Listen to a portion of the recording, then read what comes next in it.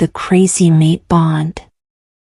Have you ever kicked back on a sunny afternoon, minding your own business, only to end up stealing your sister's fiancé because your hand suddenly glowed with weird magical runes that screamed, "I'm the fated mate. Sorry, not sorry."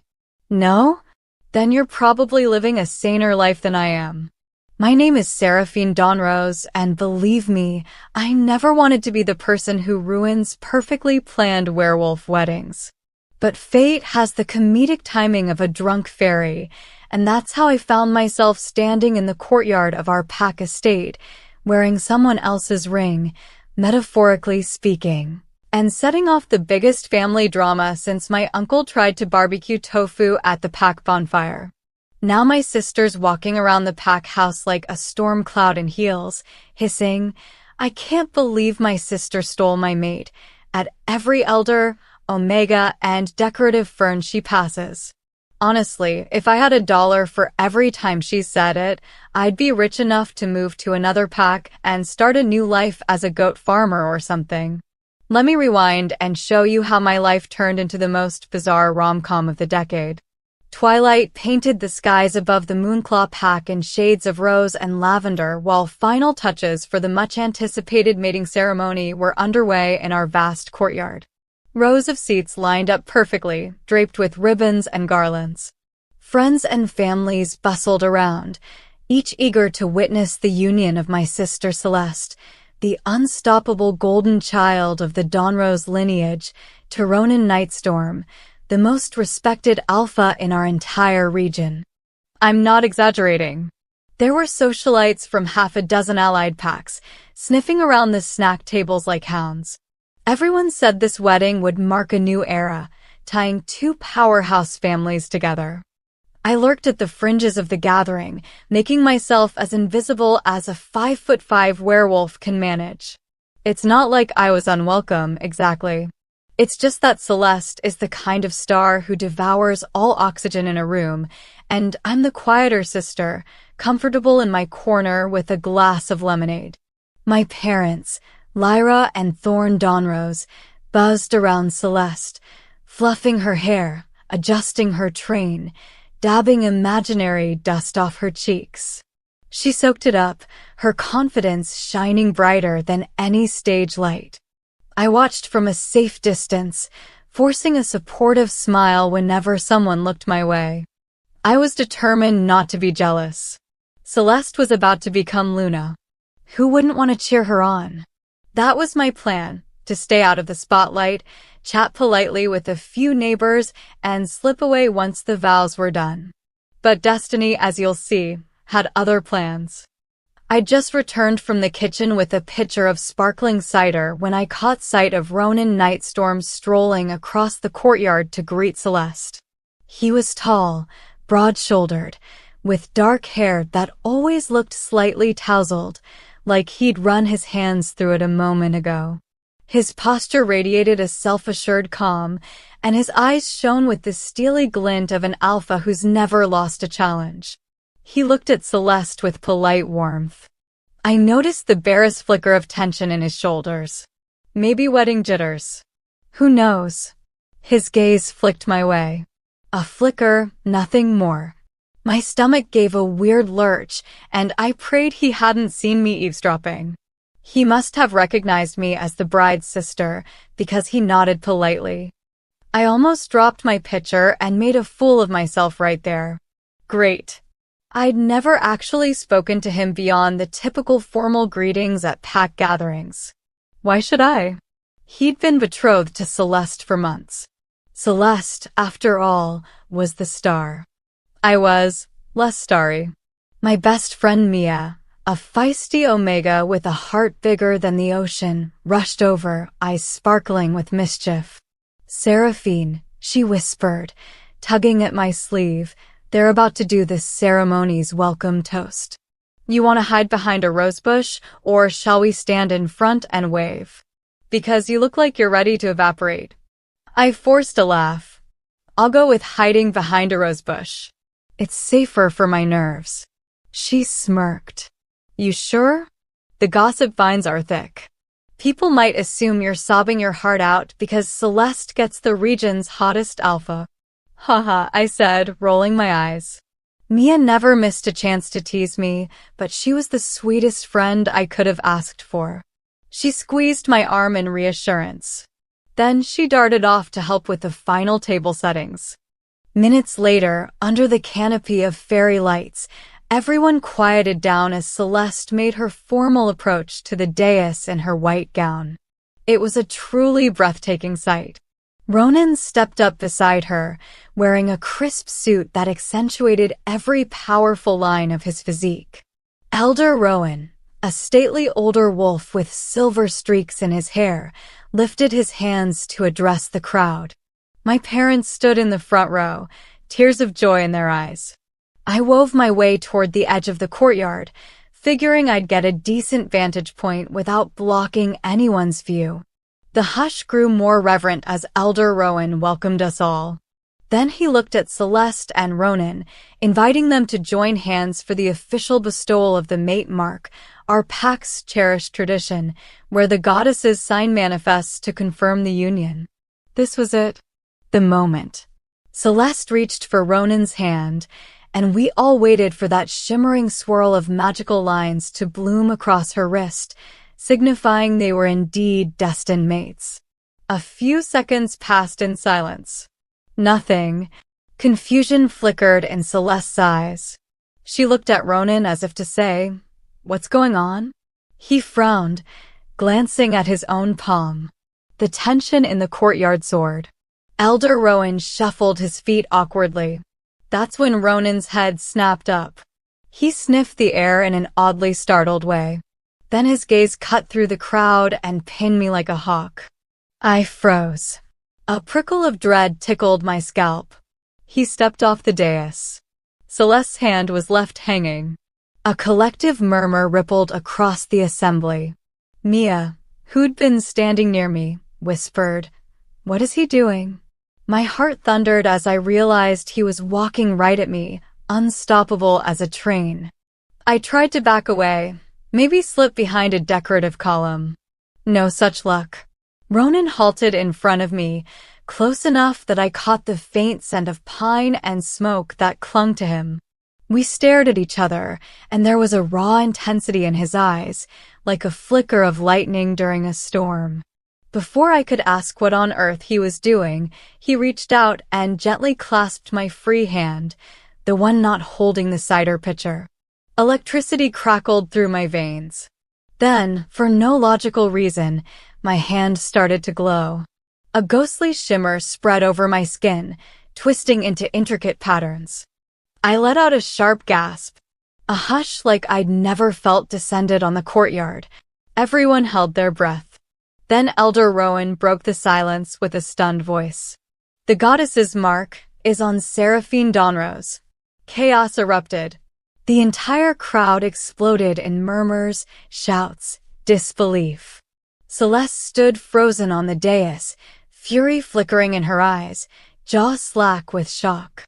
My parents looked like they'd seen a ghost. And me? I was too dumbfounded to breathe.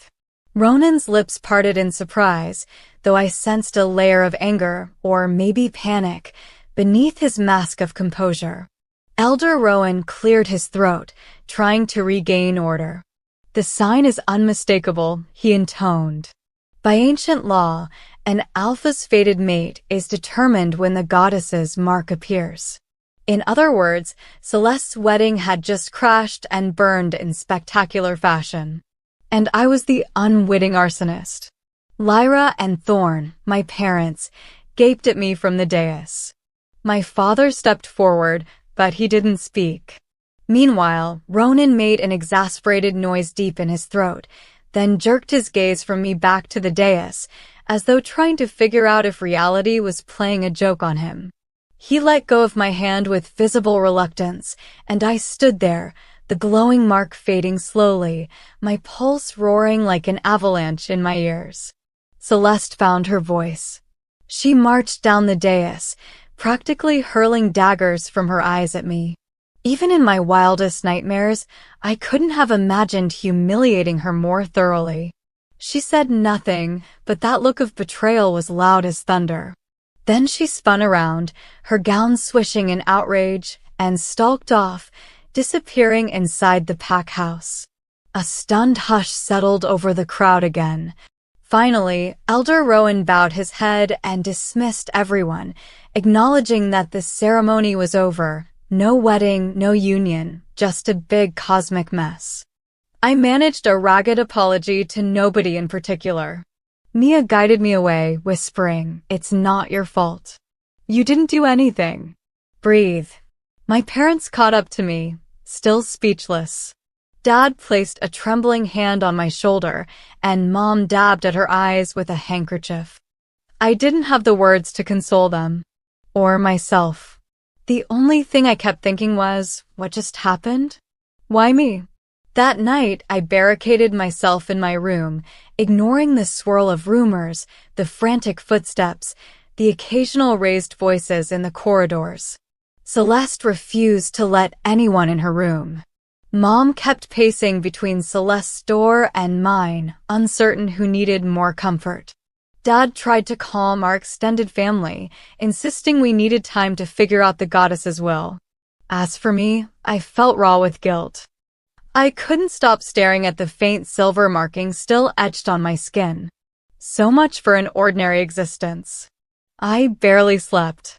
Every time I drifted off, I saw Celeste's face twisted in fury, or the hurt in my father's eyes, or the flicker of shock on Ronan's. By morning, I was jumpy as a squirrel, yet determined to find some explanation. Maybe there was an ancient rule allowing Celeste to keep her fiancé. Maybe the goddess was messing with us and the mark didn't mean anything. That was probably wishful thinking, but I clung to it. At dawn, my mother, Lyra, knocked softly on my door. I let her in. She gave me a wan smile. "Your sister hasn't spoken to any of us. She must be devastated. Are you okay, dear?"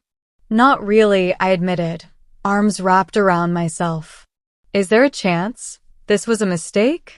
She let out a trembling sigh. "I don't know. Elder Rowan seems convinced the mark doesn't lie." Her gaze flicked to my hand.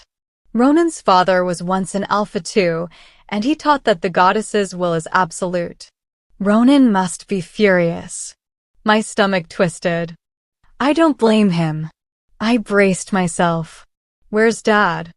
Trying to do damage control. Some pack members are confused. Others are outraged on Celeste's behalf. Your father's having a meeting with the elders and with Ronan right now. Great.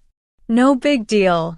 Just my dad discussing whether to forcibly remove me from the region so Celeste could pretend this never happened.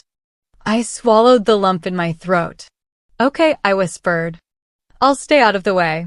Mom smoothed my hair like she did when I was a little girl, tears in her eyes. "Be strong. We'll sort this out." Then she left, closing the door softly behind her. I sank onto my bed, heart pounding. My world had flipped upside down, and I was powerless to fix it. Eventually, I gathered enough courage to venture downstairs. The house felt unnaturally quiet, as if everyone was tiptoeing on broken glass. I went to the small breakfast nook, hoping to swallow some tea or toast.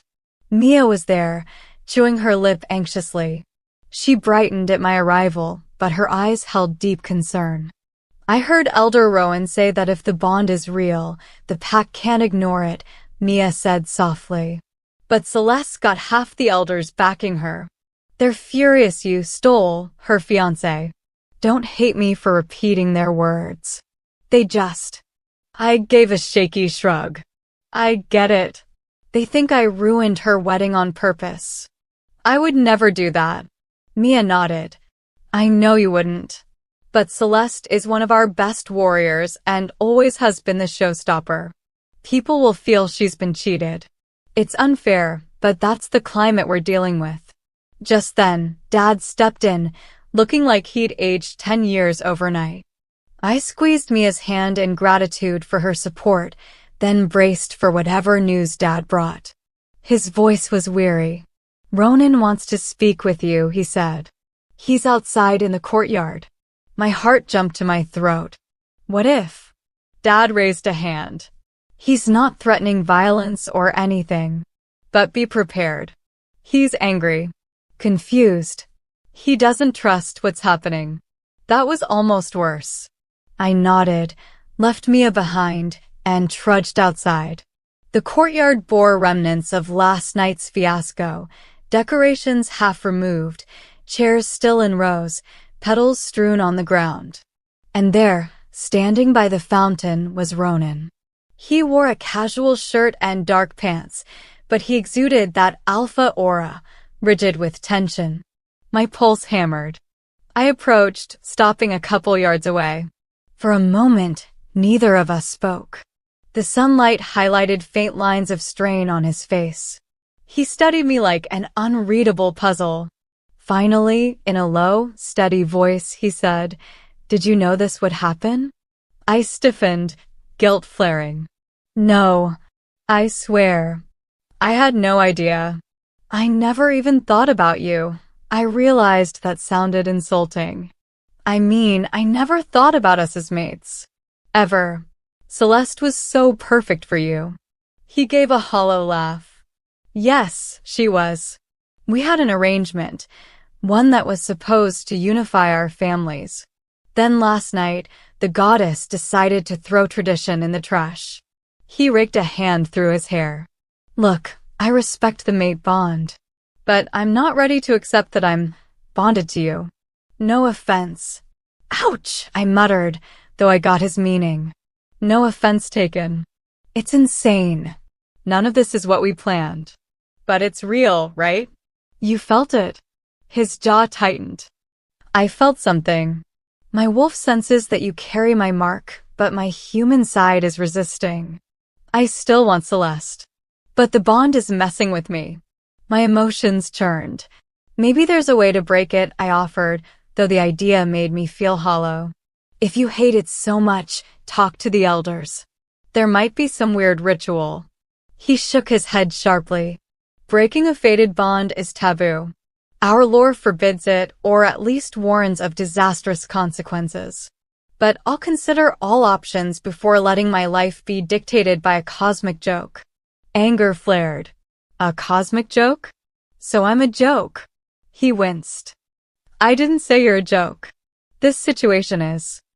I don't know you. You don't know me. Yet the entire pack expects me to tie myself to you, claim you as my Luna, and toss your sister aside. That's not how I operate. I swallowed hard, fighting tears. Right. I get it. My voice trembled. I'm sorry this turned your life upside down. I never wanted to sabotage Celeste. I couldn't finish. My throat felt raw. He studied me for a moment, as if noticing my distress. A flicker of reluctance crossed his face. We'll figure out a path forward. But for now, keep your distance. Let me handle the pack. The last thing I need is more rumors that I'm fond of you. His tone was biting, but I glimpsed the confusion in his eyes. Then he turned and walked away, leaving me standing there with tears threatening to spill. In less than 24 hours, I'd gone from an invisible extra at my sister's wedding to the center of the biggest scandal in pack history. Yay me. I dragged myself inside, only to find Celeste waiting in the hallway, arms crossed, gaze full of ice. She didn't speak. She just stared at me like she wished I'd melt through the floor. Then she stormed off. And in that moment, I wished I could vanish too. The next few days were pure agony. Celeste refused to speak to me. My parents hovered anxiously, sometimes looking at me like I was a wounded pup, other times glancing away as though ashamed. Ronan mostly avoided me, focusing on pack duties. But every now and then, I'd spot him across a corridor, his eyes trailing me. My mark would tingle in response. It was infuriating. I loathed the tension yet yearned for some resolution. My wolf, hidden deep inside, ached to be near him. Meanwhile, the pack was torn. Some believed the goddess had chosen me, so that was final. Others insisted Celeste should remain the rightful bride. Whispers followed me everywhere, like clingy shadows. Mia did her best to keep my spirits up with witty comments about how, at least you're not bored. But it was a shallow comfort. One afternoon, I sat quiet in the small library on the second floor. The smell of old parchment usually eased my nerves. Not today. I was flipping mindlessly through a history text about ancient mate rituals when footsteps echoed at the doorway. I looked up and saw Celeste. She stepped inside, shutting the door behind her, lips pressed thin. My pulse quickened. "Celeste," I started, but she lifted a hand. "Don't you dare play innocent, Seraphine," she snapped. "I don't believe for a second you orchestrated this. But I know you're not trying to fix it either." I closed the book, heart pounding. "You think I should wave a magic wand and what, vanish? I don't know how to break a fated bond." She laughed, but it was a brittle sound. "Maybe you can't. Maybe that's the punchline. But you could at least walk away from the pack. Or refuse to see him. But no, you just linger here, soaking up the drama. Don't pretend you're not thrilled that an alpha is bound to you." My anger flared. Thrilled? Celeste, I'd be insane to enjoy having half the pack hate me, or my parents look at me with pity. You think I wanted to overshadow you? You were always the golden child. Everyone adores you. I never envied that. She trembled with rage. But now the goddess says you're the one for Ronan, not me. Fine. He might accept the bond.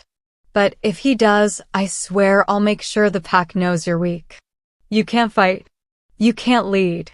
You'll bring ruin. That's not fair, I shot back. You know I trained in basic combat. And leadership isn't just about swinging swords. She snorted. You can't possibly handle the responsibilities of a Luna. The rumors are right. You'll crumble under the pressure. Everyone sees it. My hands curled into fists, tears stinging my eyes. So you'd sabotage the pack just to prove I'm incompetent? She stepped closer, voice low. I'm not sabotaging the pack. I'm protecting it from a mistake. Ronan was meant to lead with me, not you. Then she whirled and walked out, leaving me shaking with hurt and anger. In desperation, I started training on my own. I borrowed practice swords from the armory, sneaking into the yard at dawn to run drills. I was nowhere near Celeste's level, but I wasn't incompetent. I discovered Beta Taven, Ronan's right-hand man, watching me once. He was tall, scruffy, with an easygoing vibe that disguised a sharp mind. Without warning, he walked over and offered pointers. I nearly dropped my wooden blade in surprise. You're holding it too tight, he said, adjusting my grip. Loosen your wrist so you can pivot faster. I stammered a thank you, half mortified. He stepped back, arms crossed. I assume you're doing this because of the fiasco. You realize Celeste is a top fighter, right? Trust me, I'm aware, I muttered. He gave me a sympathetic shrug. I heard your sister's stirring trouble. Don't be naive. She might challenge you. She's prideful enough to demand a public fight. If that happens, you need to be ready to keep from getting humiliated or killed. A chill ran down my spine. Killed? He shrugged again. It's rare for pack members to fight to the death. But accidents happen. Don't let your guard down. Then he offered a wry smile. I think you've got potential, though. Stick with it. It was a small vote of confidence, but it buoyed me. In the evenings, I roamed the halls, overhearing fragments of heated discussions among elders. Some insisted that if the goddess chose me, Ronan must abide by it. Others sided with Celeste's perspective. I was inadequate, possibly an error of fate. Whenever I glimpsed Ronan, we exchanged polite nods or brief words, both of us unsure how to navigate the tension. My wolf growled inside, wanting more closeness, while my mind rebelled. On the 5th day after the botched ceremony, Ronan addressed the pack in a formal assembly, hoping to quell rumors. I stood in the back of the main hall, arms folded over my chest, trying to remain inconspicuous. Celeste lingered on one side with her supporters. My parents stood together, anxiety carved into their features. Mia gave me a supportive wink from across the room. Then, with Beta Taven beside him, Ronan stepped forward. He spoke in a clear, resonant voice about ongoing border security, resource updates, mundane pack matters that we usually handled at these monthly gatherings. But everyone was waiting for the big reveal. Finally, he said, "I know many of you are concerned about the disrupted mating ceremony. Elder Rowan has confirmed that Seraphine Dawnrose bears my mate mark. I will not claim that I accept it wholeheartedly. This was not my plan. But for now, the bond stands." A wave of whispers spread across the crowd. My cheeks felt hot. Ronan's eyes found mine, but only briefly. He added, "That means Celeste and I will not be joined." I asked for patience as I determined how to proceed. The hush in the hall was electric. Celeste's face was stony, her eyes narrowed. Something told me she was about to pounce. Sure enough, she strode forward, ignoring Taven's mild protest. "Ronan, this is madness," she said, voice ringing. "You know how much we prepared for our union. Now you think you can just push me aside because of some fluke of magic?" He replied calmly, "Celeste, I respect your skill and everything you bring to this pack. But the goddess's bond can't be trivialized. I'm giving Seraphine time to prove herself or fail. Either the bond will hold or we'll find a way to sever it. The pack will abide by the outcome." She let out a bitter laugh. "And if she's not fit to be Luna? The pack's future is at stake. She can't even spar properly without twisting an ankle." I bristled, stepping forward. My voice came out louder than I intended. "I'm training. I'm not incompetent. I might not be your equal, Celeste, but I can defend myself and learn. The mate bond doesn't revolve around brute strength alone." She tossed me a cold sneer. "Oh, how courageous of you, dear sister. If you think you can stand on your own, let's settle it. Publicly. Let me challenge you so the pack can see with their own eyes whether you're worthy." A shocked murmur rippled. Ronan's gaze flashed to me with alarm. Celeste pressed on, smirking, "Fight me. If you somehow win, I'll concede. If I win, you disappear from this entire storyline. You want to prove yourself? Stop hiding behind the bond. Prove it in a duel." My heart hammered so violently I thought I'd faint. A duel with Celeste? She was a top fighter. I was guaranteed to lose. But I caught the mocking tilt of her lips. She was sure I'd back down. My wolf growled. I swallowed and answered in a trembling voice, "Fine. We'll fight." A collective gasp. Celeste's eyes flared in surprise. Then she masked it with a triumphant grin. "Very well. 3 days from now, noon, in the training yard. Elder Rowan can officiate. Better practice, sister. You'll need a miracle." Ronan cut in, frustration in every syllable. "This is reckless. Celeste." She held up a hand. "It's between me and Seraphine. Unless you fear your new mate is too weak to last 5 minutes. Anger blazed in me. The entire pack was watching. I glared at her. "I'll be there." That night, nerves devoured me from the inside out. What had I done? I locked myself in my room, trembling at the thought of facing Celeste in a real contest. If I lost, I'd be humiliated, and the pack would side with her. If I got hurt, Celeste might not hold back. She was that furious. But the alternative was letting her walk all over me and sabotage me forever.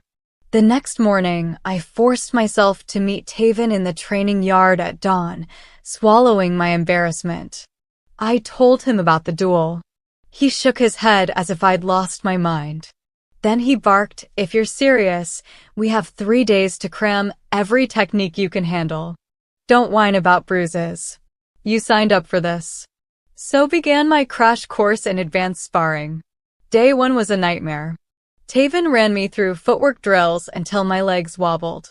We practiced swordsmanship with dull blades. My arms felt like they'd fall off. By the end, I had more bruises than a bag of apples dropped down a staircase. But in the midst of exhaustion, a spark of determination kept me going. This was bigger than me. It was about proving that the bond wasn't a stupid fluke. Mia helped me soak in herbal baths every evening, joking that I smelled like a salad. My parents hovered anxiously, not sure whether to encourage me or beg me to call it off. Celeste lurked in the corners, shooting me contemptuous looks. Meanwhile, Ronan watched from a distance. Sometimes, at dawn, I sensed him near the training yard, though he never intervened in my sessions. A few times our gazes locked. He looked grim, perhaps torn between wanting me to stand up for myself and fearing I'd get shredded. By the third morning, Taven gave a small nod of approval. "You're not a master, but you've improved." Enough to surprise her, maybe. He paused, then softened. "I'll be in your corner. Good luck, Seraphine." The day of the duel arrived. Anxiety hummed in the pack. Wolves crowded the training yard, forming a ring. Elder Rowan stood on a raised platform to officiate. The midday sun scorched overhead, no breeze to relieve the tension. Celeste arrived first, wearing form-fitting leathers that showed her athletic physique, her hair braided back. She looked every bit the fierce warrior. I entered with my heart in my throat, wearing a simpler set of leather gear Taven had given me. If I was going to look like a rookie, at least I'd be protected. Elder Rowan addressed the spectators. "This is an official challenge. Seraphine Dawnrose seeks to validate her role as Ronan Nightstorm's fated mate. Celeste Dawnrose contests that claim on grounds of superior merit. The outcome of this duel will guide the pack's acceptance." He handed us each a short wooden sword, used in training so we wouldn't dismember each other. Fight until one yields or can't continue. I took the sword, trying to calm my rattled nerves. Celeste gave me a deadly stare from across the chalk circle. She probably expected to flatten me in 2 moves. Elder Rowan dropped his hand to start the duel, and Celeste lunged. She moved so fast I almost missed it. I managed to parry on instinct. The impact jarred my arms. The crowd hissed in collective excitement. Celeste attacked again, pivoting smoothly, aiming for my side. I sidestepped, heart pounding, remembering Taven's instruction. "Keep moving. Don't let her corner you." We exchanged a flurry of blows. She was stronger, more experienced, but I had a swirl of desperation fueling my reflexes. Twice I narrowly dodged strikes that would have stung like fire. She snarled through clenched teeth, "You don't belong here. Give up before I break you." My chest tightened. I answered by thrusting my blade forward in a bold feint, then switching angles. I clipped her arm. She hissed, eyes flashing in fury. The crowd gasped. I'd actually scored a point. Fueled by adrenaline, I tried to follow up, but Celeste roared and hammered me with a brutal overhead slash. My arms shook from the impact as I blocked. She forced me back, step by step, until my feet nearly hit the boundary line. He nodded, stepping closer. My pulse thundered anew as he lifted his hand to brush a strand of hair from my face. The bond sparkled under my skin, urging me forward. This time, I didn't fight it. Leaning into him, I let his warmth envelop me. For a moment, neither of us spoke. Then, hesitantly, he lowered his head and captured my lips in a gentle, searching kiss. My world tilted. It was soft and uncertain, but beneath it lay the promise of something real, forged by hardship. I clutched his shirt as my heart soared, ignoring the aches in my body. If this was fate, it was messy, complicated, and ironically sweet. When we drew apart, his gaze was warm and intense. "We'll have to deal with Celeste's anger, and half the pack may still doubt you." but you have my respect now."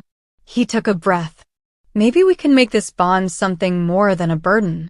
I managed a small, tremulous smile. "I'd like that." Part of me was still terrified.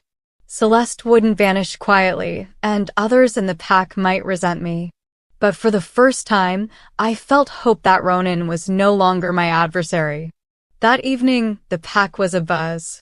Some celebrated my victory, others seethed. Celeste locked herself in her room again. My parents approached me with cautious relief. Dad murmured, "I didn't think you'd actually beat her." "I'm proud of you, but this will change everything." I nodded, exhaustion weighing on every limb. "I know." Mia fussed over me, helping me clean the scrapes and bruises. By the time the sun set, I was half dead on my feet. Still, my wolf was at peace in a way it hadn't been since the mark first appeared. I tried not to think too far ahead about the formalities, the possibility of being recognized as Luna, or the fury Celeste would unleash. For tonight, it was enough that I'd claimed my place. Before I collapsed into bed, a soft knock sounded on my door. I opened it, surprised to find Ronan standing there. He cleared his throat. "I just wanted to check you're all right. Taven told me you might have bruised ribs." My cheeks warmed. "I'll survive." "Thank you." He nodded, awkwardness flickering. "I won't keep you. Rest. I'll see you tomorrow." Impulsively, I reached out, curling my fingers around his hand. A gentle current passed between us. "Thank you," I whispered, "for believing in me." A ghost of a smile tilted his lips. "I'm starting to learn you're easy to believe in. Sleep well, Seraphine." And then he was gone, leaving me with a thundering heart and a spark of anticipation for whatever might come next. The fiasco was far from resolved, but it felt like, for the first time, I had a real shot at forging my own destiny in this pack, fated bond or not. The following morning, a peculiar hush settled over the pack house, like everyone was holding their breath, waiting to see if the fiasco of yesterday would explode again. I tiptoed to the kitchen, more than ready for about 10 cups of coffee. Mia practically sprinted up to me, eyes bright with excitement. "You're a legend," she whispered, thrusting a mug of coffee into my hands. "I overheard at least 3 people in the dining area praising how you stood up to Celeste. Of course, there were also a couple of folks muttering you must have used some underhanded trick, but I'm counting that as their problem." I took a grateful sip, savoring the jolt of caffeine. Legend is probably a stretch. Maybe a well-intentioned menace? I can barely lift my arms. "You're alive, you're alpha-proved, and Celeste lost." "That's basically 3 miracles in one," Mia teased, though her eyes held genuine relief. "And how's your hunky alpha dealing with his new, unstoppable mate?" Heat crept across my cheeks. I wouldn't call myself unstoppable. I mostly flailed and prayed during that duel. As for Ronan, he's been polite. He even visited me last night to see if I was all right. Mia smirked. "Swoon-worthy. I bet half the unmated she-wolves are gnashing their teeth in envy. And you're sure you don't want to run away screaming? Because, big responsibilities, raging alpha hormones, all that." I rolled my eyes but couldn't hide a little smile. If you'd asked me a week ago, I'd have said yes, I'd absolutely run screaming. But weirdly, I feel like I can handle this now. Mia clapped my shoulder. "That's the spirit, girl.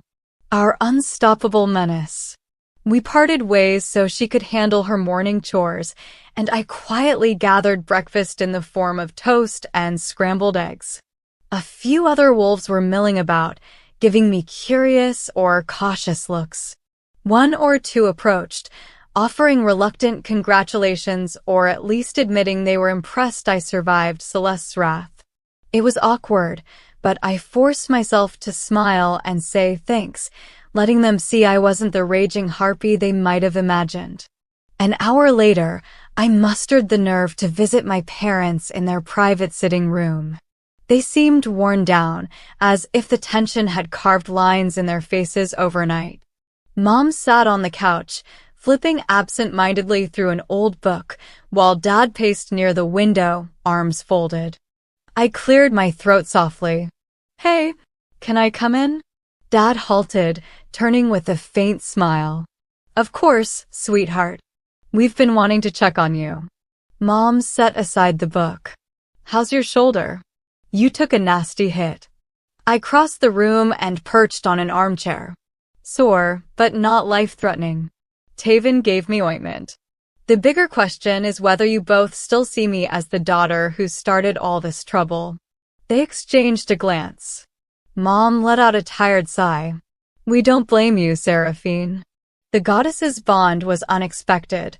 It's just, your sister is furious, and this entire fiasco has overshadowed everything we planned for so long." Dad nodded, leaning against the window frame. "She left early this morning, said she needed fresh air. Frankly, we're worried about what she'll do. She's never been good at losing gracefully." Unease knotted my stomach. "If there's anything I can do." Mom waved her hand, eyes brimming with concern. "Don't stress yourself. Just remember that we're your family too, no matter what. We'll figure out how to support you as Luna, if that's the path you and Ronan decide to walk." A swirl of relief and emotion threatened to overwhelm me, so I just nodded gratefully. We chatted a little about smaller matters, pack gossip, upcoming festivals, tiptoeing around the subject of Celeste. Eventually, I excused myself, deciding I needed some fresh air as well. Stepping onto the terrace behind the pack house, I inhaled the crisp breeze. The sun hadn't climbed too high yet, so the air was still refreshingly cool. To my surprise, I spotted Ronan striding along the adjacent walkway. He paused when he noticed me, then changed direction to approach. "Mind if I join you?" he asked, a faint smile tugging at his lips. I shook my head, heart drumming. "Not at all." I gestured for him to sit on the bench near the terrace railing. He settled beside me, leaving a polite few inches of space. Still, the mate bond pulsed under my skin, a constant reminder of the intangible thread between us. For a moment, we both stared at the garden below, the hush broken only by birdsong. Then he turned, studying me. "You've been busy this morning?" "Just trying to reassure my parents I'm not a complete wreck," I said, managing a wry grin. "And you?" He leaned back, letting out a slow exhale. "Beta Taven and I talked about Celeste. She vanished at dawn, apparently without telling many people where she was headed. She might just need time alone to lick her wounds, but I have a feeling she's off somewhere plotting." "You know her better than I do. Does that sound like her?" I tried not to let fear spike through me. She's never been gracious in defeat.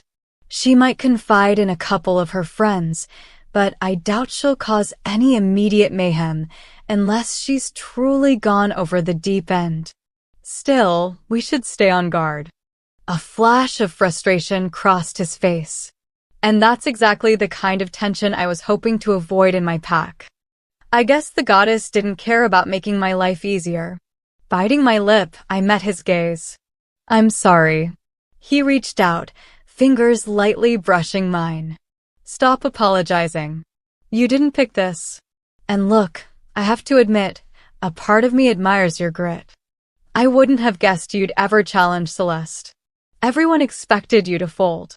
Heat bloomed in my cheeks. I almost did. But I realized if I let her stomp on me now, she'd keep doing it. "I can't lead like that." He tilted his head, eyes suddenly warm. "Lead. You're already thinking like a Luna." My pulse jumped. "Well, maybe, but only because you said we could try to make this bond work. That's what a Luna does, right? She tries to meet the alpha halfway." I paused, though I'm still new to all this.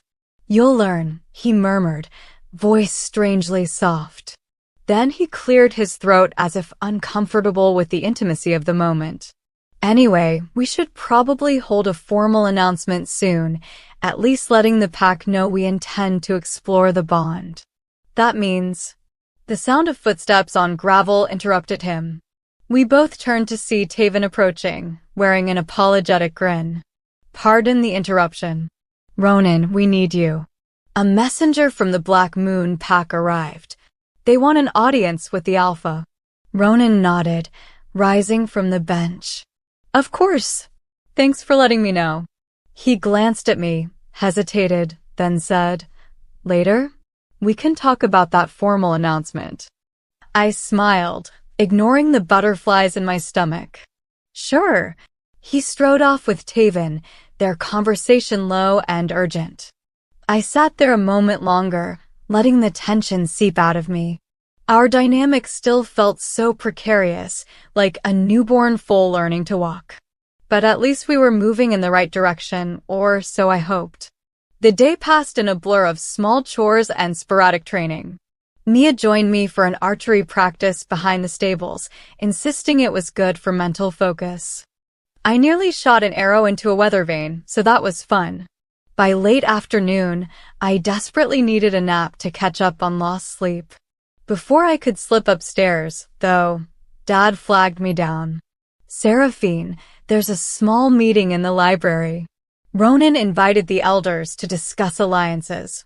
They want your presence, too. My stomach flipped again. Me? In a leadership meeting with the elders? I hesitated. Are you sure they won't just eye me like I'm some uninvited imposter? Dad gave a reassuring pat on my arm. The Alpha asked for you specifically. Show them what you can do. Trying not to panic, I smoothed my hair and followed him to the library. The large oak table was already ringed by half a dozen elders, plus Taven, plus a couple of key pack warriors who oversaw the border patrols. Ronan stood at the head of the table, nodding gravely as people took seats. My throat bobbed when he waved me closer. Everyone, I've asked Seraphine to join us, he announced. She's proven her position, and I want her perspective on the next steps for our pack. There were a few muttered responses, some polite nods, others borderline glares. I swallowed and took a chair near Ronan, trying to look confident instead of petrified.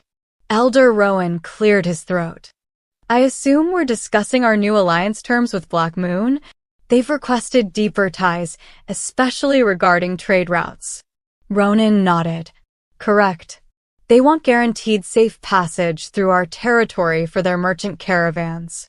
Usually, we'd discuss this with Celeste, since she was the prospective Luna. But now, he paused, glancing at me. Seraphine, do you have any thoughts on how to handle the trade negotiations? My brain did a quick flip. I'd never sat in on a negotiation before, but I did recall reading about them in old pack records. Well, if they want safe passage, we could ask for more than just the standard exchange. Something beneficial for us. I'm not sure if they produce certain herbs or crafts that we need. We might negotiate a better deal for our pack's resources in return. I felt a little silly, suggesting something obvious. But I tried to keep my voice steady. Elder Rowan eyed me. What about the risk of them pushing too far and trying to exploit our land? I took a breath, steadying myself. That's where we set clear boundaries.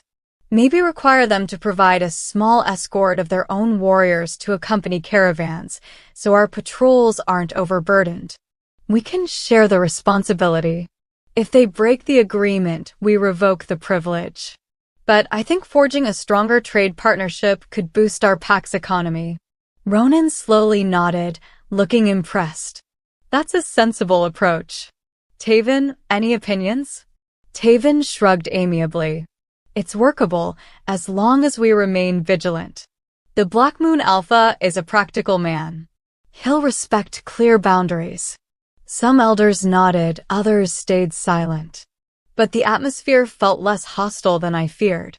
We continued discussing details, occasionally tangling over specifics. I offered a few more timid suggestions about supply routes, referencing bits of knowledge from my reading sessions. Slowly, it began to dawn on me that these were real pack affairs I was helping shape. And despite my inexperience, the discussion didn't implode. After an hour, we wrapped up. People drifted out in clusters, some eyeing me with guarded curiosity. Ronan lingered, collecting notes. I fiddled with my pen. When we were alone, except for Taven, who hovered near a bookshelf, Ronan caught my gaze and smiled faintly. "That was good," he said. "You're calm under pressure." I let out a shaky breath. I was trembling inside the whole time. But no one threw me out a window, so yay. He chuckled, and the sound of it made my chest warm. "I like how you think." Another reason the goddess's choice might be wise after all. Taven cleared his throat, fighting a smirk. "I'll just be over there, ignoring you too." Then he slipped around the corner to give us privacy. Ronan's eyes held mine, and that awareness sparkled again in the air. "About that formal announcement. I'm thinking we plan an evening gathering. Just a small ceremony where we make a statement that we acknowledge the mate bond.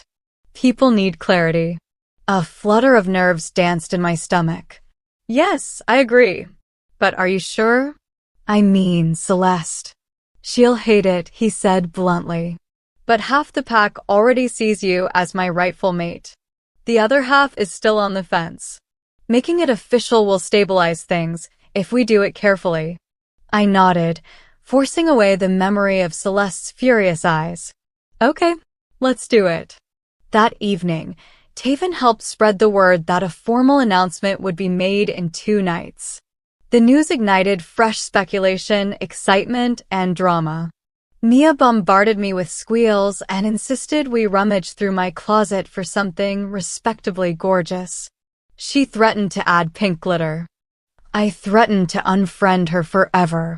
We compromised on a simple, elegant midnight blue dress that wouldn't blind the pack with sparkles.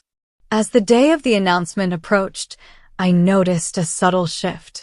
Wolves in the corridors offered nods or mild greetings, whereas before they'd averted their eyes. A few even smiled. My near-death duel with Celeste apparently earned me a measure of respect. Still, a tension simmered beneath the surface.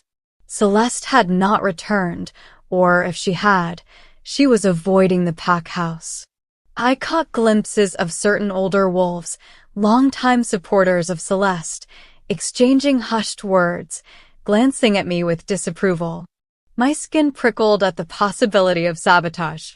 On the morning of the big day, I woke to find a single envelope slipped under my door. My name was scrawled in bold letters. Inside was a note that read, "You'll regret forcing your way into a place you don't belong. Leave before it's too late." No signature. My blood ran cold. I threw on a robe and rushed to find Ronan. He was in the training yard, doing a quick spar with Taven. Panting, I waved the note as I approached. "Look at this." Ronan read it, eyes darkening. "Somebody's threatening you again. Could be one of Celeste's loyalists." Taven peered over his shoulder. "Should we scan for scents near your door?" I shrugged helplessly. Might not help if they slipped it when no one was around. The point is, they're warning me off. Ronan exhaled, frustration clear. "I'll assign a guard to watch your quarters tonight. Just in case. We can't let fear ruin your progress. You're too close to being recognized as Luna." I frowned. This doesn't feel right. Celeste used to bully me, but she never stooped to anonymous threats. She always preferred direct confrontation. So either she's changed her style, or someone else is stirring the pot. Taven nodded. "Agreed. We'll keep an eye out. Still, the best approach is to proceed as planned. Don't show weakness." That left me uneasy, but I couldn't argue. Canceling the announcement would just embolden whoever was behind the note.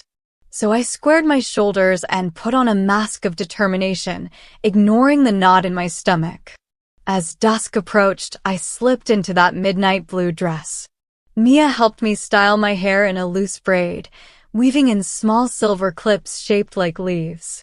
She stepped back, grinning like a proud mom. You look ethereal, but also like you might toss someone into a headlock if they cross you. Very Luna meets action hero. I smirked.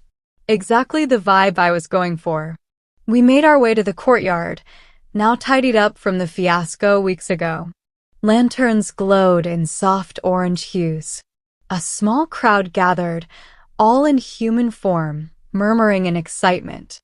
My parents stood off to one side, offering me smiles of encouragement. Elder Rowan hovered near a podium, flipping through note cards. Taven and Mia gave me discreet thumbs up. Somewhere in the crowd, I spotted a few scowls, presumably from Celeste's faction. The note's warning echoed in my mind, but I forced myself to stay calm. Then Ronan appeared, wearing a dark tailored suit that accentuated his broad shoulders. My traitorous heart fluttered. He moved with that effortless alpha grace. As he approached, the bond hummed so strongly that my arm tingled. He offered his hand, and I let him lead me to the center of the courtyard, where we faced the crowd. Elder Rowan cleared his throat. Welcome, all. We are gathered tonight so Alpha Ronan may speak to us about the future of the pack in light of the goddess's recent revelation. Let us hear him now. Ronan nodded in thanks. He turned to face the assembled wolves, voice ringing with quiet authority. You've all seen how circumstances changed after the mate mark appeared on Seraphine Dawnrose. It disrupted our original plans, and I know some of you still have questions or doubts. But I stand here to affirm that I will honor the goddess's choice. Seraphine has shown remarkable courage, both in confronting adversity and in stepping up to serve the pack.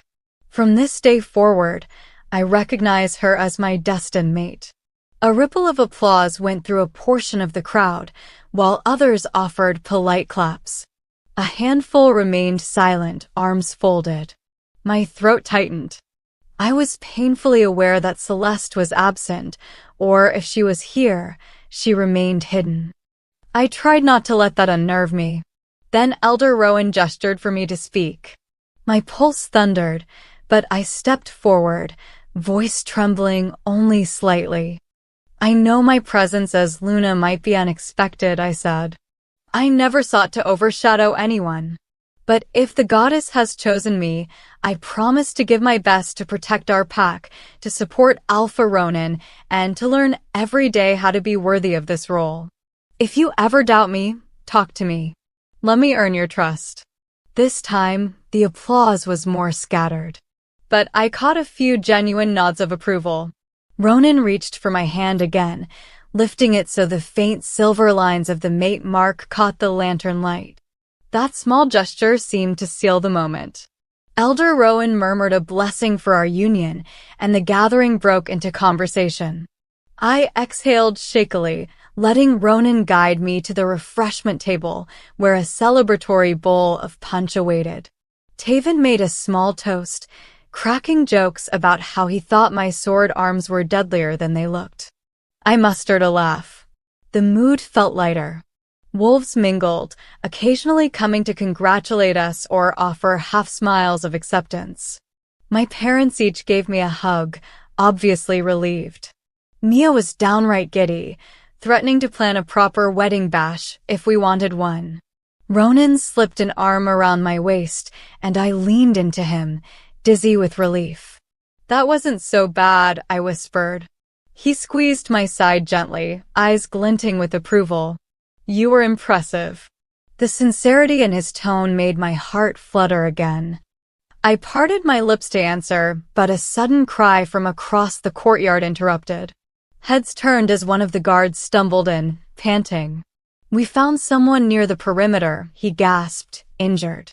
Could be a rogue attack. They mentioned Celeste was with them. Everything froze. Ronan stiffened, letting me go. My heart skipped.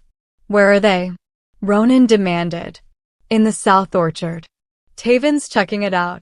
It's bad, the guard said, grimacing. Panic surged. Without hesitation, Ronan took off, calling for the pack healer. I hoisted my skirts and rushed after him, ignoring pleas to wait.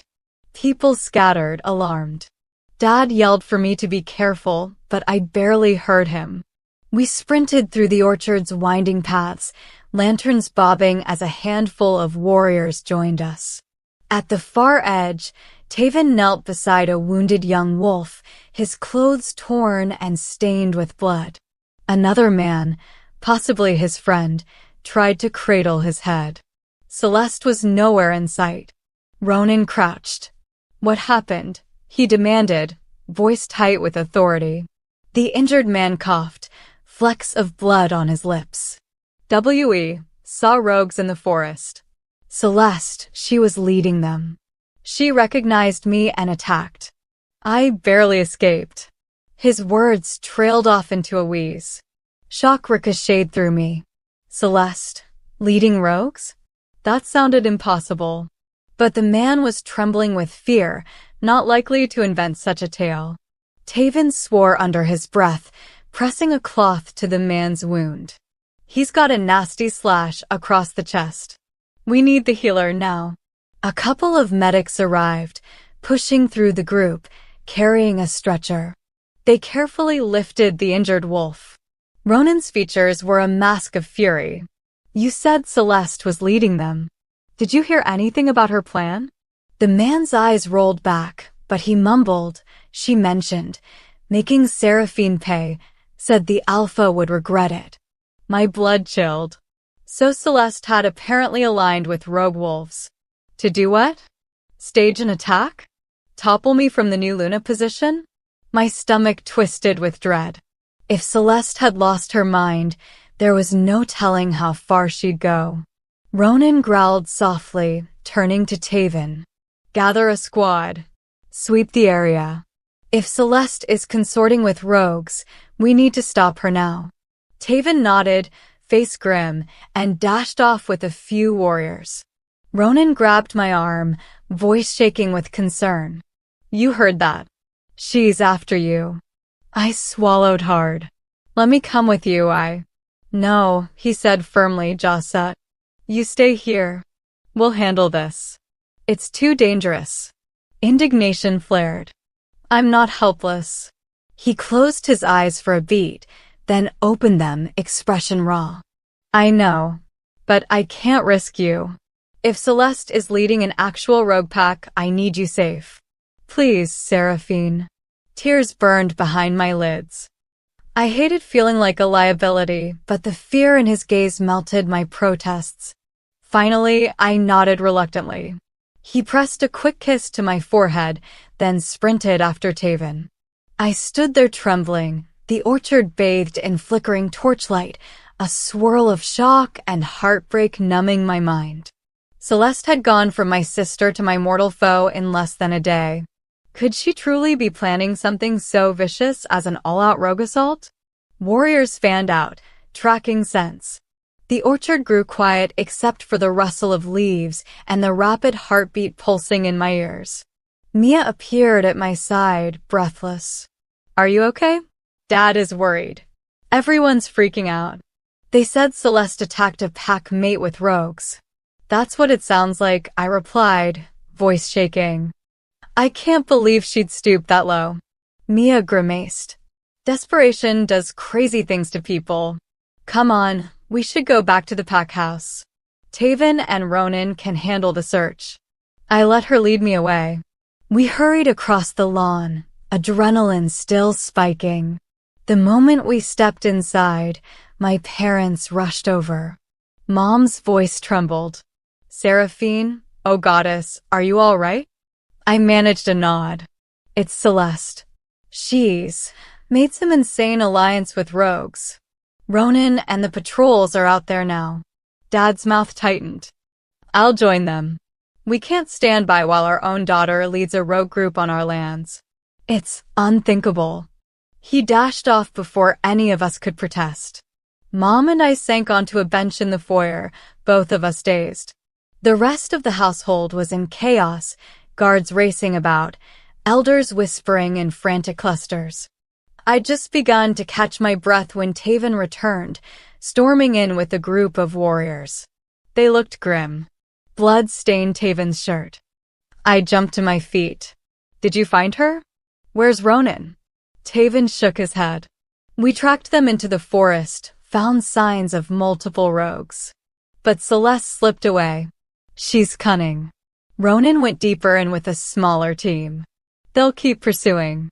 A wave of terror washed over me. Celeste plus rogues versus Ronan? I felt an overwhelming urge to join him, to help somehow. But Taven's stern expression dared me to attempt it.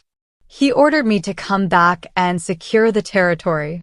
That includes making sure you're protected, Taven said, eyes flicking to me.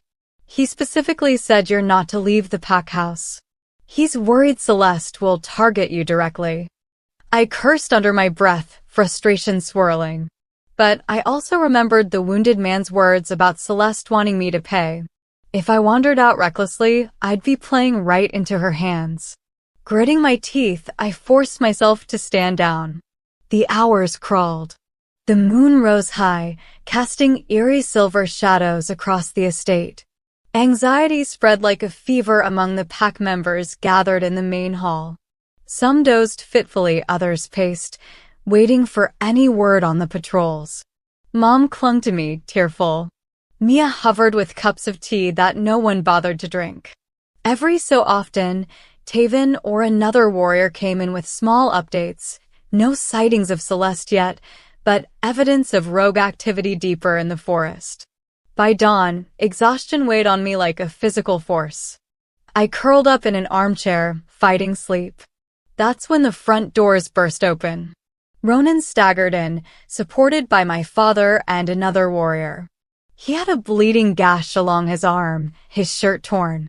I jolted upright, heart lurching. Ronan! I rushed to him as Taven helped him lower into a chair. You're hurt. Did you? What happened? He managed a weary smile, though pain etched his features. We found them. At least a dozen rogues, maybe more. Celeste was definitely among them. She set an ambush. We fought. He grimaced, pressing a hand to his side. Blood seeped through his shirt. They fled when we gained the upper hand. But she left a message. My stomach churned. What message? He exchanged looks with Dad, whose face was ashen. She said if I don't give up the mate bond, she'll return with a bigger force and spill more blood. She claims she has powerful allies. She's determined to either kill you or force you out. My breath hitched. My mother let out a tiny sob behind me. Dad's shoulders sagged. Taven clenched his fists. So she's basically declared war on us, he muttered angrily. Ronan nodded. That's how it looks. Terror flared. My sister was on a vendetta, prepared to wreak havoc on the entire pack if that's what it took. All for the sake of dethroning me as Luna. The guilt I'd been harboring ignited into rage. How could Celeste value her pride over the pack's safety? A strangled noise escaped my throat. We can't let her do this. She'll destroy everything. Ronan winced as Dad applied pressure to his wounds. Agreed. But she's got rogue support, maybe even black market weapons. We can't just charge blindly. We need a plan. My voice shook with urgency. What if I face her again? Call her out, alone. She's after me, so... Ronan's eyes blazed. Absolutely not. You think I'm letting you risk your life because your sister's lost her mind? We handle this as a pack. But if she sees me as the main obstacle, maybe I can. No, Ronan snapped, voice rough with protectiveness. Then he softened. I get it. You want to protect everyone. But let the rest of us do our jobs. We'll fortify the pack defenses and track her down. He was right, logically. My sister was beyond reason, and I wasn't exactly bulletproof. Still, the helplessness stung. I wanted to do more than just hide. But for now, I relented, nodding numbly. As the sun climbed higher, a sense of grim resolve settled over the pack. Warriors began reinforcing barriers around the estate, setting watch rotations. Taven organized supply inventories in case we faced a siege. Ronan, Once his injuries were bandaged, conferred with elders about possible negotiations. But each hour that passed without a sign of Celeste made me more anxious. She was out there, plotting who knew what. Late that afternoon, I wandered the corridors, trying to distract my racing mind. My body still ached from the duel, but that seemed trivial compared to the looming threat of an all-out rogue assault. I turned a corner and nearly bumped into Beta Taven, who was deep in conversation with two senior warriors. He saw me and dismissed them, then approached. "You look like you're about to crawl out of your skin," he said bluntly. "Something on your mind?" I managed a weak laugh. "Everything. Most of all, how I can help. Ronan says I should stay safe, but I can't just sit around while Celeste wages war. It's my fault, in a way. I need to do something." Taven's gaze was thoughtful. "It's not your fault she made this choice. Still, if you want to be useful, maybe you can help me coordinate the pack's resources.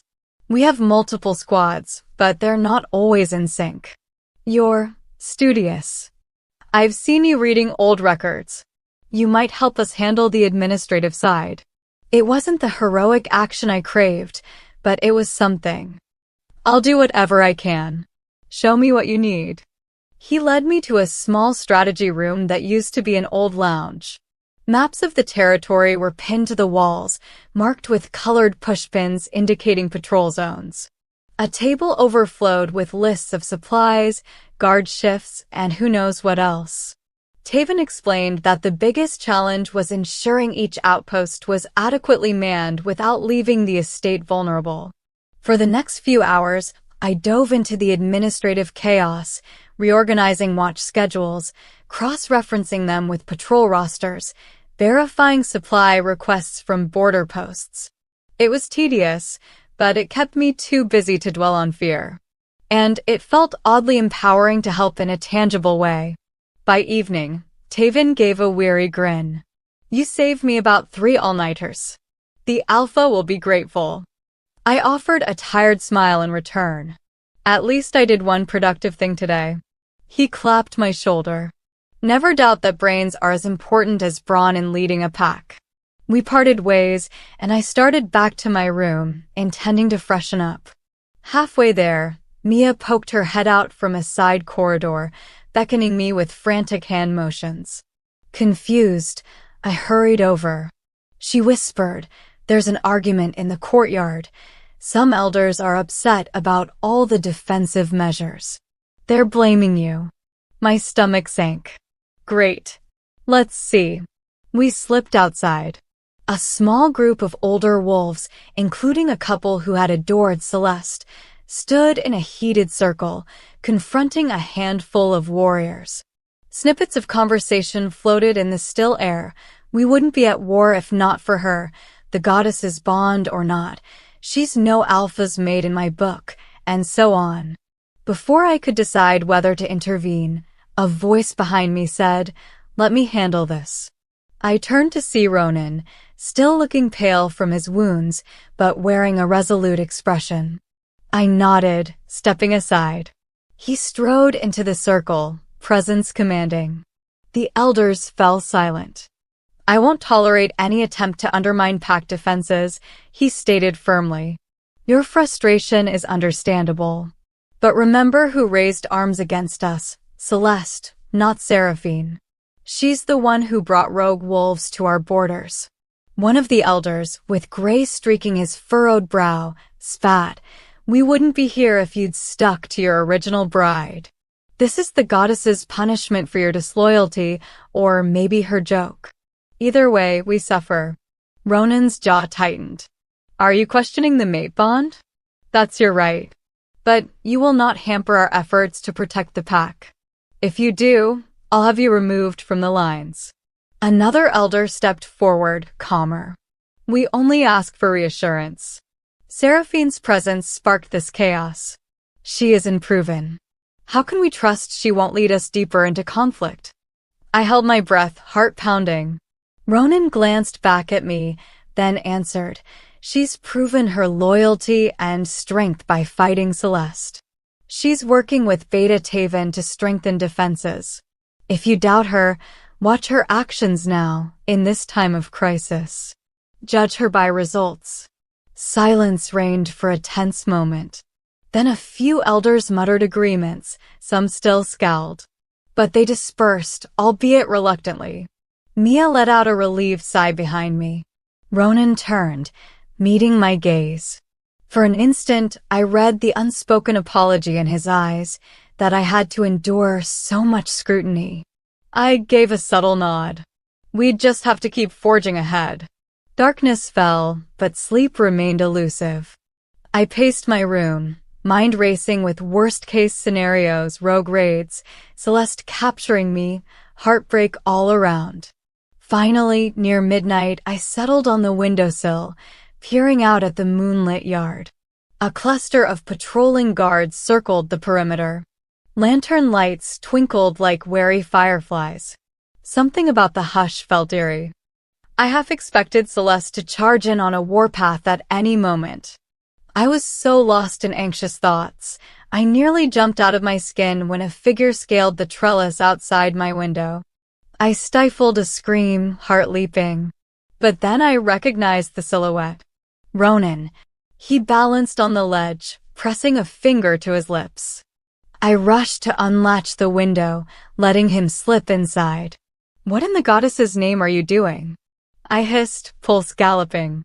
He gave a small grin, sheepish yet roguishly charming. "I needed to see you, and if I used the front door, your mother would probably escort me away with questions about my injuries. Besides, this felt more clandestine." Despite the tension, I let out a shaky laugh. "You have a front door pass. You're the alpha, remember." He shrugged, stepping closer. Moonlight traced the angles of his face. "Just humor me. Think of it as me practicing covert ops." I eyed his bandaged arm. "You're injured, scaling walls. Are you trying to prove you're immortal?" His smile dimmed. "I'm sorry for worrying you. I wanted a moment with you, away from the chaos. I didn't want to be alpha for a second, or caretaker of the entire pack. I just wanted to be a man checking on his mate." My heart clenched. The vulnerability in his eyes was raw. I took his uninjured hand and tugged him gently into the room. "You're sweet, but you're also reckless." He leaned his forehead against mine. The closeness made my senses hum. "I know. But the thought of leaving you alone tonight, knowing Celeste could strike, gnawed at me.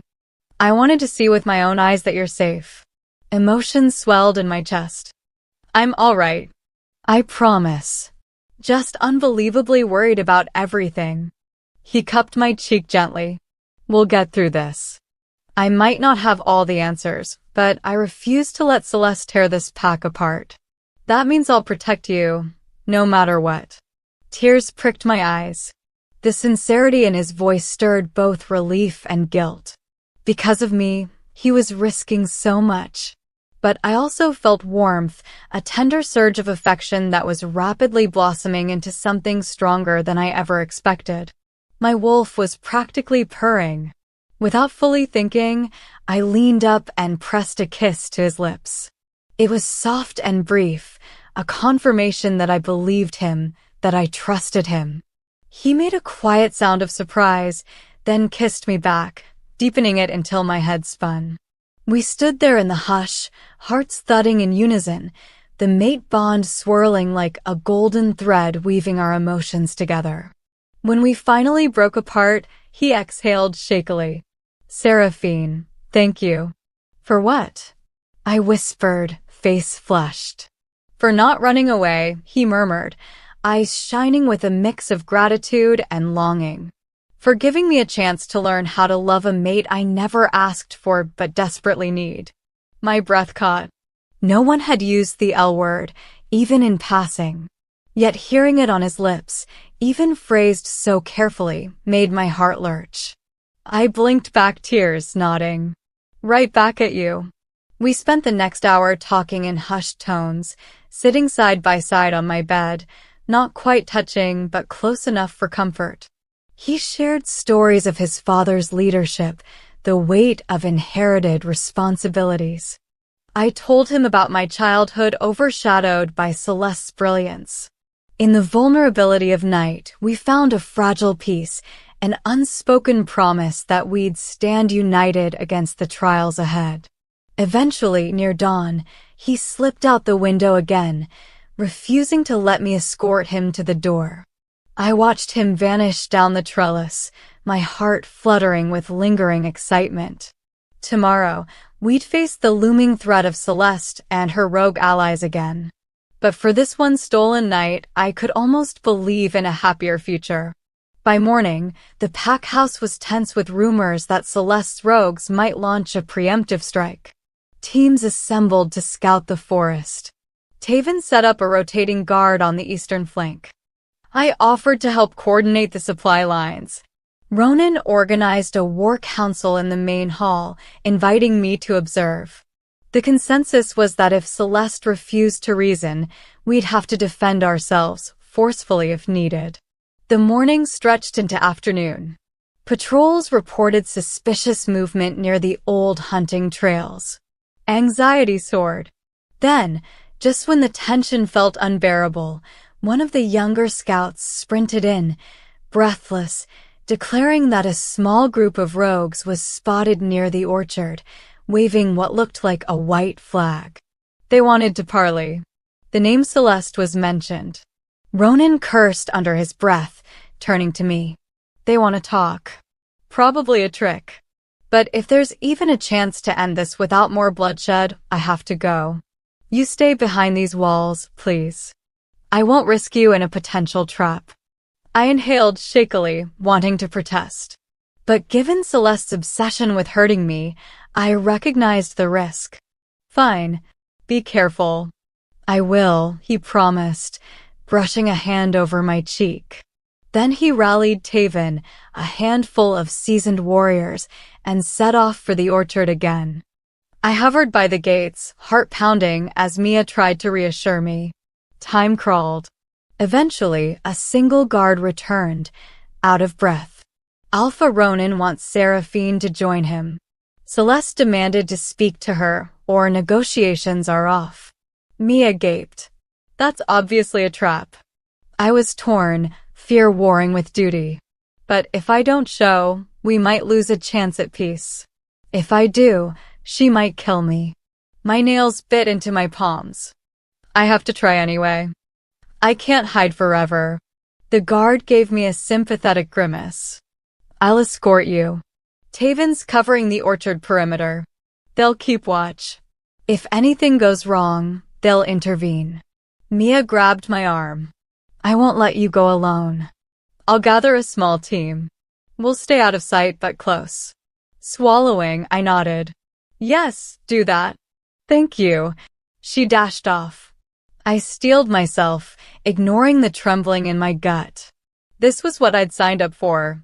Stepping into the lunar role, right? Confronting threats head-on. With the guard leading, I left the safety of the pack house, slipping into the orchard. The late afternoon sun cast golden rays across the rows of apple trees. Shadows stretched long and ominous. I could practically taste the tension in the air. We emerged into a clearing. A few of Ronan's warriors stood at the edges, weapons at the ready. In the center, Ronan faced a cluster of ragged rogues. Their clothes were worn, eyes hardened by life on the fringes. At their forefront stood Celeste. My throat constricted at the sight of her. She looked thinner, more feral, hair disheveled, but her posture radiated unwavering aggression. Ronan's relief at seeing me was obvious. He motioned me over, and I approached slowly, trying not to quake under Celeste's gaze. She stared at me with a mix of contempt and triumph. So you came, dear sister, Celeste sneered. I thought you might cower in the estate, letting your alpha fight your battles. I squared my shoulders. I'm here to see if there's any chance we can stop this madness without more bloodshed. Her mouth twisted. Madness, you call it? You waltz in, steal my fiancé, my future, and expect me to roll over? You have no idea how it felt to be cast aside. Ronan stepped forward, holding out a hand placatingly. Celeste, this is your family. We don't want to fight you. Call off these rogues, come back. We can discuss a solution. She let out a bark of laughter. Oh, we can discuss solutions? The only solution I see is Seraphine leaving or dying. Then everything goes back to how it should have been. Ronan's face hardened. That's not happening. Celeste's eyes flashed with fury. Then there's nothing more to say. She gestured, and the rogues behind her shifted, brandishing weapons. Ronan's warriors tensed in response, swords and claws at the ready. My stomach dropped. This was about to become an all-out brawl. Desperate, I stepped forward. Celeste, stop. You wanted me here, fine, I'm here. But don't drag the entire pack into a war. If your real issue is with me, then face me alone. Ronan hissed, Seraphine, no. Celeste's lips curved in a feral grin. Face you alone, you say? Didn't we do that once already? But this time, you won't have the entire pack cheering you on. She snapped her fingers. Two of the rogues lunged forward, seizing me. I barely had time to register the movement before they wrenched my arms back. Ronan roared, stepping in, but Celeste brandished a dagger against my throat. The orchard erupted in chaos as warriors from both sides stepped closer, bristling with tension. Ronan froze, eyes blazing with protective rage. Release her, he growled. Celeste pressed the dagger close enough that I felt the cold edge. My heart hammered like a wild drum. Drop your weapons, or I slit her throat, Celeste commanded. Rogues fanned out, forming a menacing semicircle. Ronan clenched his jaw, signaling his warriors to lower their swords. My entire body trembled. Time slowed. I felt the bond pulsing with Ronan, as if he was radiating furious protectiveness, but powerless to strike while a blade was at my neck. Celeste's voice was ice. Here's my final offer, dear Alpha. Denounce the mate bond. Let me return as the rightful Luna. Or I'll spill her blood. Ronan's jaw twitched. That's not an option. She glared at me, the dagger biting my skin enough to draw a trickle of blood. Then say goodbye to your sweet mate. I drew a shaky breath, heart hammering. My wolf instincts flared, pushing me to fight. I had to trust my training, meager as it was. Carefully, I shifted my weight, eyes darting to see if Taven's men were within rescue range. They hovered behind orchard trees, waiting for an opening. My captors had a rough grip on my arms. If I twisted just right. With a surge of adrenaline, I dropped my body weight, yanking my arms forward. The rogue holding me yelped, thrown off balance. Celeste tried to slice my throat, but I jerked aside, the blade grazing my shoulder instead. Pain flared. Then the orchard exploded in violence. Ronan dove forward, claws partially extended. Warriors from both sides charged. I scrambled away from Celeste's dagger, ignoring the sting in my shoulder, grabbing a fallen rogue blade. Taven and his men rushed in. Mia, of all people, sprang out from behind a tree, hurling a pocketful of rocks at the rogues' faces, distracting them just enough for me to slip free.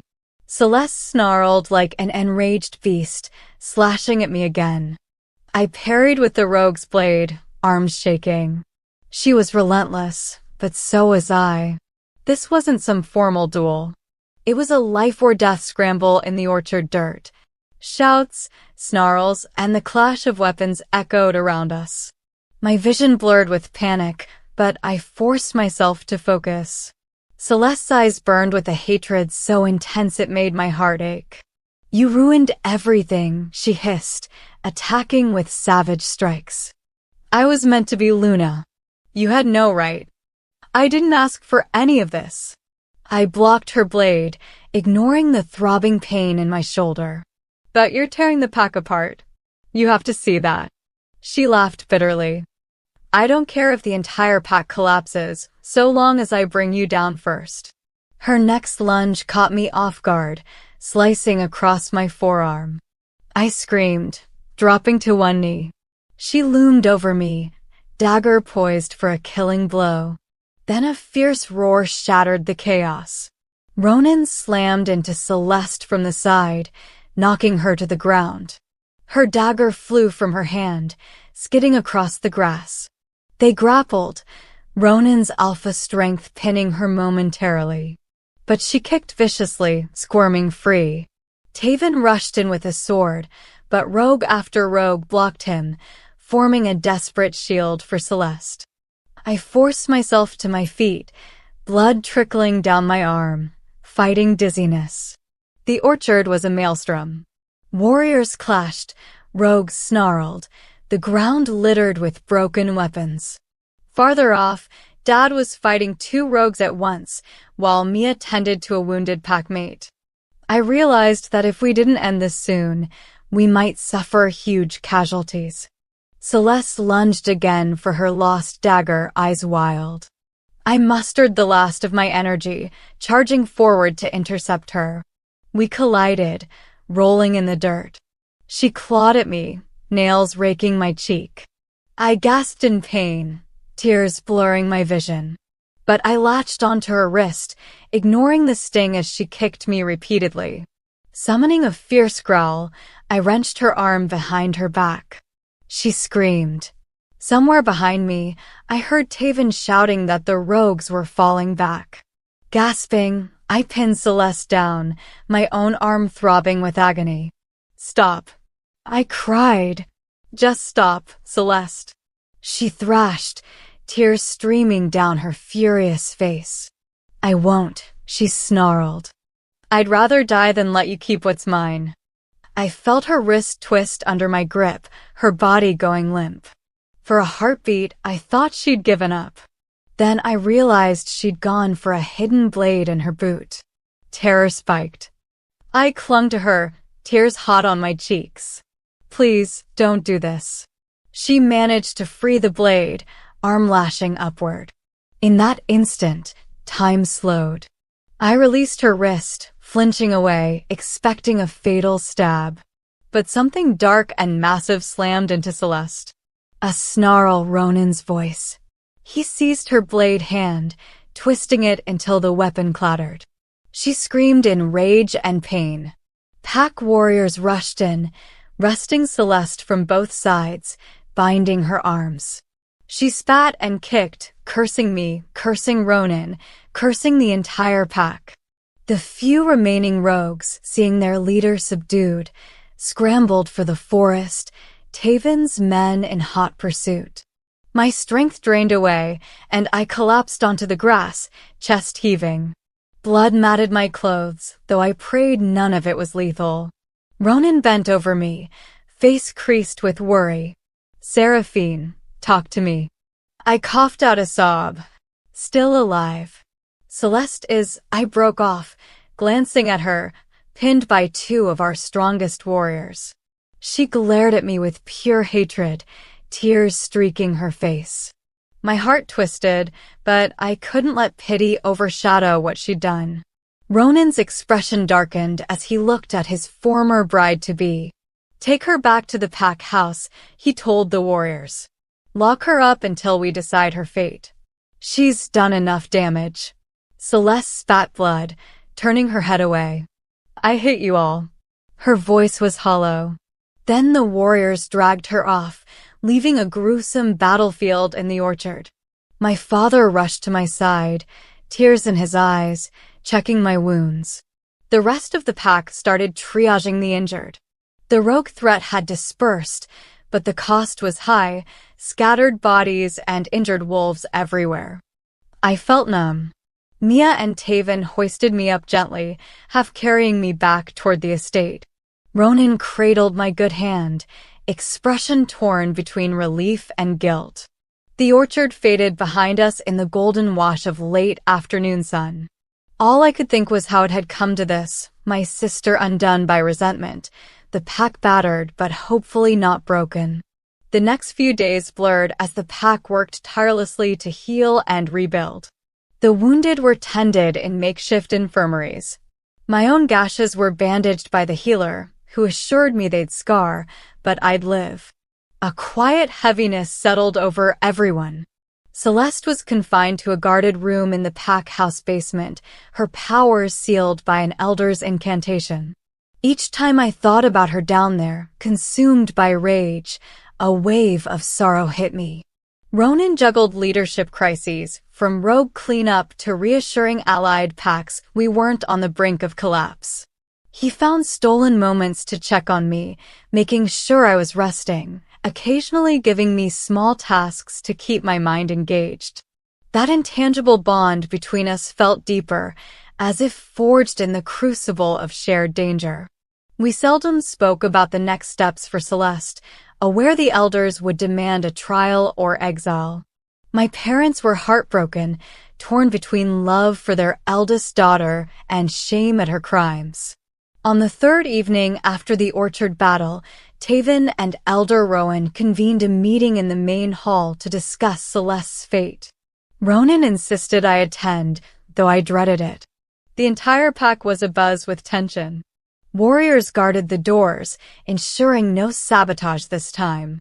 I sat with Mia near the front, Ronan at my side, while the elders took their usual seats in a semicircle. A hush fell. Elder Rowan spoke gravely. Seraphine Dawnrose stands accused of treason against our pack, conspiring with rogues, assaulting pack mates, and attempting to murder the Luna. The mention of Luna still jolted me, but I forced myself to remain composed. My arm ached under its bandages, an acute reminder of how far Celeste had gone. Rowan continued, "We have evidence of multiple injuries she inflicted, plus the testimonies of at least 5 pack members who witnessed her leading rogues. The question is what punishment to impose: exile, imprisonment, or—" One of the more hardened elders spoke up.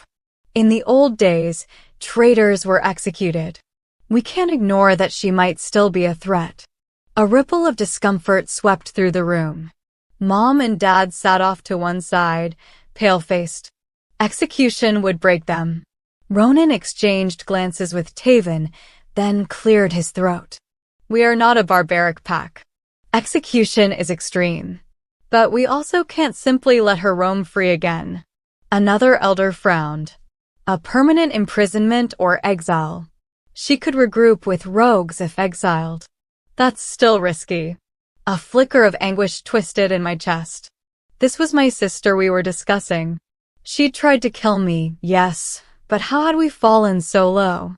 Finally, Elder Rowan looked at Ronan and then at me. "As Alpha and Luna, you have the final say. The decision belongs to both of you." I swallowed hard. Ronan squeezed my hand. We discussed it briefly in private, but faced with the entire pack waiting, I still felt sick. He rose, voice measured. "We can't set her loose. Her actions crossed too many lines. But I can't condone taking her life. That's not who we are. We'll confine her in a secured facility outside the main estate, under constant guard. She'll remain there indefinitely, unless we find a way to rehabilitate her. This is not mercy, it's a necessary measure to protect our pack." Murmurs rippled. Some elders seemed relieved not to commit to an execution. Others scowled, wanting a harsher penalty. But the majority accepted it. All eyes turned to me. My throat was raw, but I forced the words out. "I agree. She's still my sister, even if she hates me. I can't sanction her death, but I won't let her roam free. This is our decision." With that, the sentence was passed. Celeste would be kept in a hidden stronghold on the far side of our territory, guarded by loyal wolves, her abilities contained. An uneasy acceptance settled in the hall. The meeting concluded. As people filed out, I noticed a few folks approach us, some offering quiet support, others politely voicing reservations. But no one openly defied the verdict.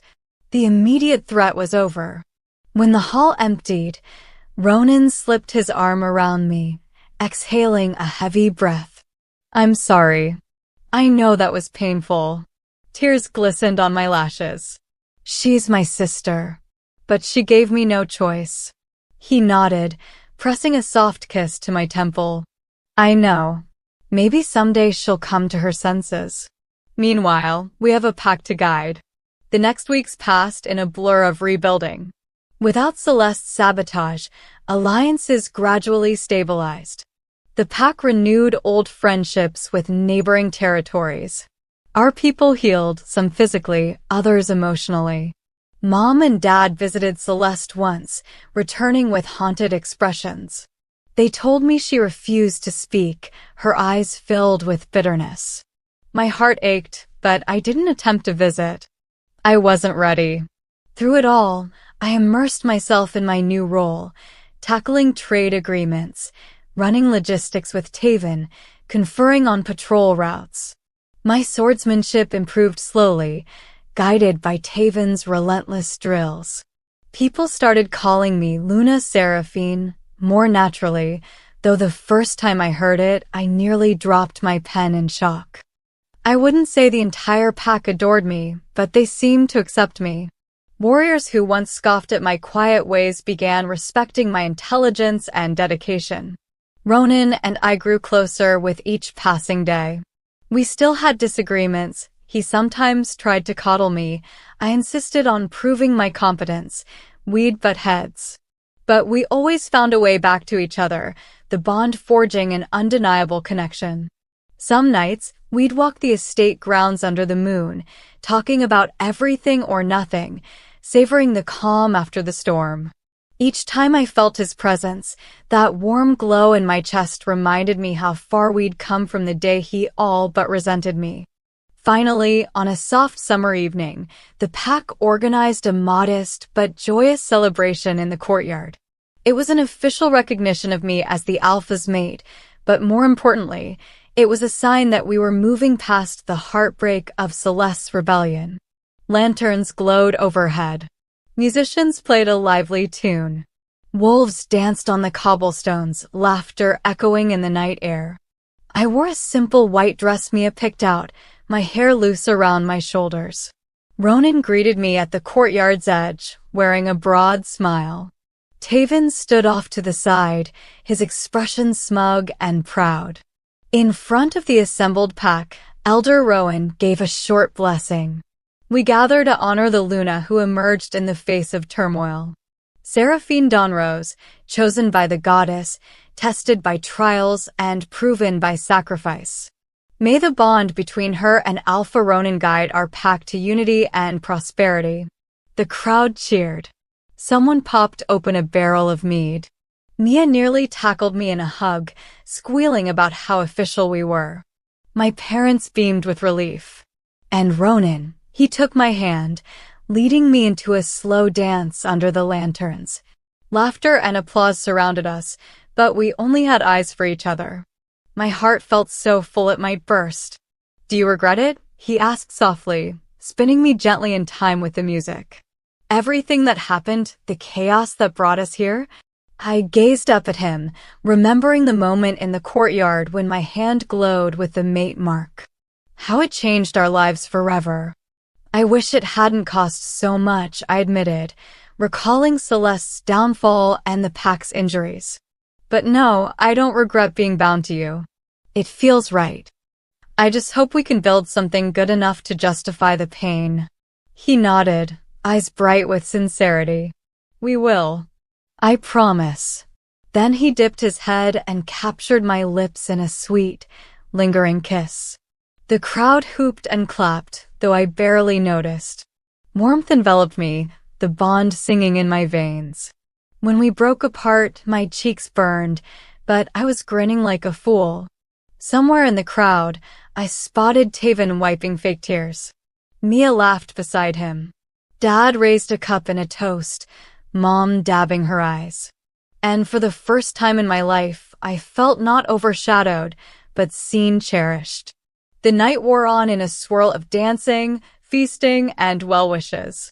Later, as the celebrations died down, Ronan and I slipped away for a quiet stroll beyond the orchard. The moon shone bright, illuminating the path where we once clashed with Celeste's rogues. Now it was peaceful, the horrors just a memory.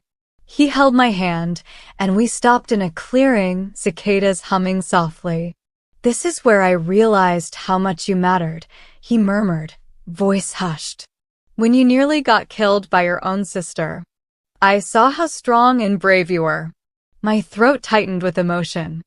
I still don't feel like a paragon of bravery. Just really determined not to let people walk over me.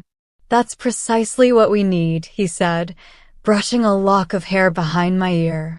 "A Luna who stands her ground, but also cares."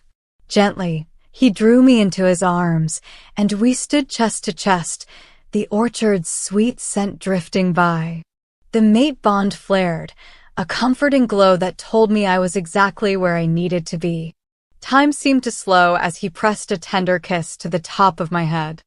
"I love you," he whispered, so quietly I almost doubted my ears. Then he repeated it, voice trembling.